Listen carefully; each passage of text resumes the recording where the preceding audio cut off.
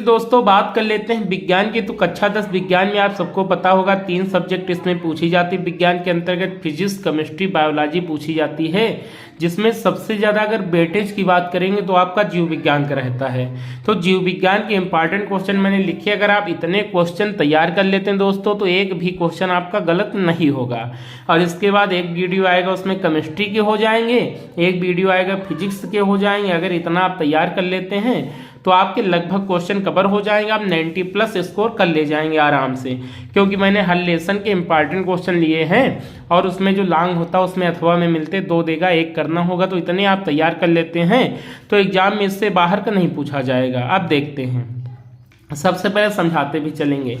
देखो इसमें लिखा आनुवांशिकता, तो जो आनुवांशिकता चैप्टर उसमें सबसे पहले आपको यही बात करना है कि आनुवांशिकता कहते किसे। एक बार यही पूछ लिया गया था कि आनुवांशिकता को समझाइए, निम्न पे टिप्पणी लिखी उसमें था आनुवांशिकता, तो आनुवांशिकता को समझाइए। अब देखो आनुवांशिकता के जनक कौन है, तो ये ऑब्जेक्टिव में भी पूछ लिया था। तो आनुवांशिकता के जनक सर ग्रेगर जॉन मेंडल है। इनका जन्म कहाँ हुआ था ये भी याद रखेंगे।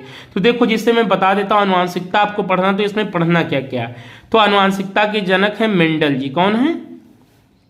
मेंडल जी हो गए। अब मेंडल जी का जन्म कहाँ हुआ था, तो ऑस्ट्रिया देश में हुआ था। बहुत बार इंटर में भी पूछा जाता है, स्कूल में तो पूछा जाता है।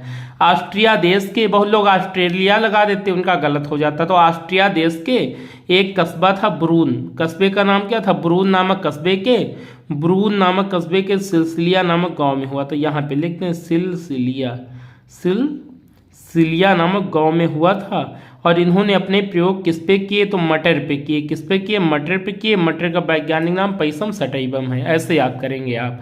अगला देखेंगे लिंग निर्धारण।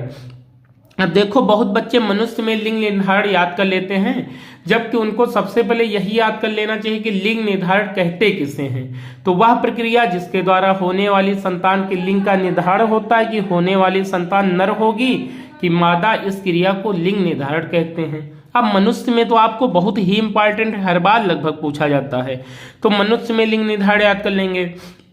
इसके बाद जब आप पाचन याद करेंगे तो पाचन को 2 भागों में बांट के आप सब याद करेंगे। एक पाचक ग्रंथियां हो गई, एक पाचक अंग हो गए, एक डाइजेस्टिव ऑर्गन और डाइजेस्टिव ग्लैंड हो गए, तो दोनों याद करेंगे। तो पाचक ग्रंथियों में आप 3 प्रकार की ग्रंथियां जो याद करेंगे, एक सलाइवरी ग्लैंड लाल ग्रंथियां, एक याद करेंगे यकृत और एक याद करेंगे अग्न्याशय। तो भैया जो यकृत और अग्न्याशय को बहुत अच्छे से देख लेते हैं, कभी कभी ऐसा क्वेश्चन बन जाता है कि यकृत को समझाइए, यकृत के 5 कार्य लिखे, तो इसको बहुत अच्छे डिटेल से आप पढ़ लेंगे। आगे देखेंगे, आप देख लेंगे। अब देखो अगला क्वेश्चन 5 कार्य याद हो गए यकृत के। अब रुधिर की परिभाषा, अब रुधिर किसे कहते हैं, इसको कितने भागों में बांटा गया? इसका 55% भाग प्लाज्मा होता है, 45% भाग रुधिर कणिकाएं आरबीसी, डब्ल्यूबीसी, प्लेटलेट्स होती हैं। सबके कार्य, उनका स्ट्रक्चर, उनकी संख्या, ये सब याद कर लेंगे। आगे देखेंगे, और रुधिर के कार्य एक बार पूछा गया था कि रुधिर के कोई 5 कार्य लिखे, तो ये लिख लेंगे, ये है। आगे जो आप निषेचन याद करेंगे, तो निषेचन का मतलब क्या होगा? जब पुरुष के शुक्राणु महिला के अंडाणु से मिलते हैं तो जाइगोट का फॉर्मेशन होता है, निर्माण होता है, इस क्रिया को निषेचन कहते हैं। निषेचन को मुख्य रूप से 2 भागों में बांटा गया, बाह्य निषेचन, अंतः निषेचन। जब यह निषेचन की क्रिया शरीर के अंदर होती तो इसे अंतः निषेचन कहते हैं, जैसे मनुष्य में, और जब निषेचन की क्रिया शरीर के बाहर होती तो इसे बाह्य निषेचन बोल दीजिए, जैसे फिश में, मछलियों में और मेढक में। ये हो गया। फिर जनन को परिभाषित कीजिए। फिर आगे जनन तंत्र। देखो जनन तंत्र भैया इंपॉर्टेंट, बहुत ज्यादा इंपॉर्टेंट, नर व मादा दोनों बहुत अच्छे से आप याद कर लेंगे। नर के जितने भाग हैं जनन तंत्र के और मादा के, ये क्वेश्चन भैया सबसे पहले जब आप याद करेंगे ना, यही क्वेश्चन लिख के तैयार कर लेंगे, जनन तंत्र, मादा और नर। आगे देखेंगे गौड़ लैंगिक लक्षण किसे कहते हैं? जो महिलाओं में सेक्सुअल कैरेक्टर होते हैं, महिलाओं पुरुष में, उन्हें गौड़ लैंगिक लक्षण बोलते हैं। यौनावस्था के प्रारंभ में इनका प्रारंभ होता है, जैसे क्या? पुरुषों में दाढ़ी मूंछ आ जाना, और लड़कियों में क्या है? स्तनों का विकास हो जाना। अगला क्या है? श्रोण विभाग का फैल के चौड़ा हो जाना। यही सब आप अच्छे से लिख देंगे, समझे? हाँ, गौड़ लैंगिक लक्षण हो गया, ठीक है। आगे परागण को परिभाषित कीजिए। किसको? परागण को परिभाषित कीजिए। परागण की विधियां लिखिए। विधियां का मतलब यहाँ पर प्रकार नहीं, देखो एक स्वपरागण होता है, एक पर परागण होता है, ये हो गया प्रकार। और परागण की विधियां मतलब जैसे जल द्वारा परागण, कीट द्वारा परागण, पक्षी द्वारा परागण, वायु द्वारा परागण, ये सब याद कर लेंगे। आगे परागण के प्रकार जो मैंने अभी बताया है, कौन सा? तो स्वपरागण और परपरागण याद कर लेंगे।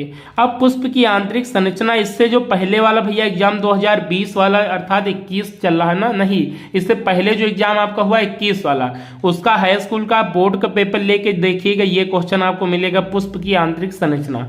इसको बहुत अच्छे से याद कर लेंगे। अगर कोई दिक्कत होगी तो आप बता दीजिएगा, इजी भाषा में इसको मैं बता दूंगा। आगे संकरण को परिभाषित कीजिए। किसे? संकरण को परिभाषित कीजिए। आगे जब संकरण आप पढ़ेंगे ना तो इसमें एक संकर संकरण, द्विसंकर संकरण, बहुसंकर संकरण भी अच्छे से याद कर लेंगे। आगे लिंग सालंग लक्षण किसे कहते हैं, इसकी वंशागति को समझाइए, ये भी क्वेश्चन बहुत बार पूछा गया है। आगे आनुवांशिक रोग में 2 रोग याद कर लेंगे। 2 ही रोग आपके एग्जाम में है, आपके सिलेबस में 2 में से एक पूछा जा सकता है। एक हीमोफीलिया, एक बढ़ानता। इसमें क्या लाल हरे में मतभेद नहीं कर पाता? इसमें हीमोफीलिया में क्या, इसमें चोट लगने पे रक्त का थक्का नहीं जमता, रक्त बहता रहता, जिससे रोगी की मृत्यु हो जाती है। आगे देखेंगे लिंग सालंग लक्षण, वे लक्षण जिनका निर्धारण लिंग द्वारा होता उन्हें लिंग सालंग लक्षण तथा इसकी वंशागति को लिंग सालंग लक्षणों की वंशागति कहते हैं, जैसे हीमोफीलिया, बढ़ानता। ये भी अच्छे से याद कर लेंगे।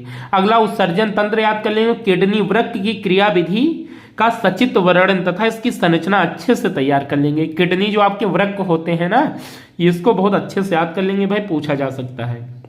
जो सबसे इंपॉर्टेंट किडनी से भी इंपॉर्टेंट है वो हृदय है। क्या?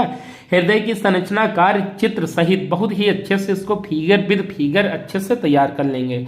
आगे मानव शुक्राणु का चित्र, जो मनुष्य है ना, जो मनुष्य में शुक्राणु स्पर्म निकलते हैं उसका चित्र याद कर लेंगे। मानव शरीर की सबसे छोटी कोशिका भी क्या है? स्पर्म है। ये बहुत अच्छे से तैयार कर लेंगे। इसका वीडियो चैनल पे है, देख लेंगे बनाने का, फिगर बनाने का तरीका। फिर प्रकाश संश्लेषण, फोटोसिंथेसिस, इसको भी अच्छे से तैयार कर लेंगे।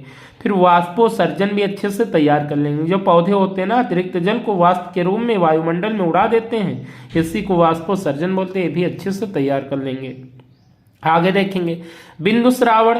देखो परिसंचरण तंत्र याद करेंगे तो इसके मुख्य 3 अंग होते हैं। एक हो गया रुधिर, और एक हो गया हृदय, और एक हो गया रुधिर वाहिकाएं अर्थात धमनी शिरा। ये भी अच्छे से आप तैयार कर लेंगे। देखो धमनी शिरा में 5 अंतर भी याद कर लेंगे, ये भी पूछा गया है।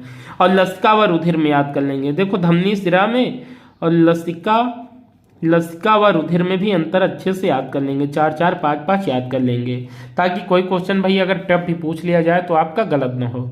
आगे देखेंगे mitochondria power house of cell, इसको भी अच्छे से याद कर लेंगे, इसका फिगर भी देख लेंगे, समझे। आगे देखेंगे मेंडल की शब्दावली। तो मेंडल जी से बहुत ही इंपॉर्टेंट अनुवांशिकता चैप्टर जो है ना, तो इनकी शब्दावली जीनोटाइप, फिनोटाइप, संकर, एलील, एलीलोफार्म, ये सब याद कर लेंगे जो इनकी शब्दावली थी। जैसे जीनोटाइप क्या होता है, तो किसी जीवजंतु या पेड़ पौधे की जीनी संरचना में परिवर्तन को जीनोटाइप बोलते हैं।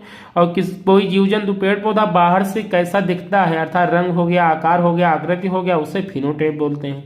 संकर क्या होता है, जब 2 तुलनात्मक लक्षणों के मध्य क्रॉस कराते हैं तो उनसे उत्पन्न संतान को संकर तथा यह प्रक्रिया संकरण कहलाती है। एलील क्या होता है, दो समयुग्मजी पौधों का जो जोड़ा होता है ना, जिससे देखेंगे, जिससे एक शुद्ध लंबा पौधा टी है, एक शुद्ध बौना है, स्मॉल टी है, तो ये क्या एलील, एलील माने होता है लक्षण, कैरेक्टर, तो एलील इनको बोलेंगे।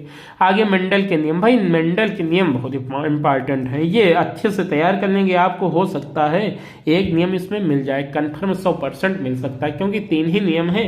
3 नियम में भाई स्वतंत्र अभिवहन का नियम आपके द्विसंकर संकट पे आधारित है, बहुत कम पूछा जाता है। ऐसा नहीं बोल सकते कि पूछा नहीं जाता, लेकिन 100% में 2-3% चांसेस हैं। और दूसरा नियम जो पृथक्करण का नियम, ये बहुत बार पूछा जाता है। तो बच्चों को इसमें दिक्कत होती है तो भाई चैनल पे इतनी बढ़िया ट्रिक इसकी बताए हैं ना दोनों को याद करने की, कि एक बार देख लेंगे आपको याद हो जाएगा। तो दोस्तों अगर वीडियो आपको अच्छा लगा हो तो चैनल को सब्सक्राइब कर दीजिए, वीडियो को लाइक कर दीजिए। जय हिंद, फिर मिलते हैं अगली वीडियो में।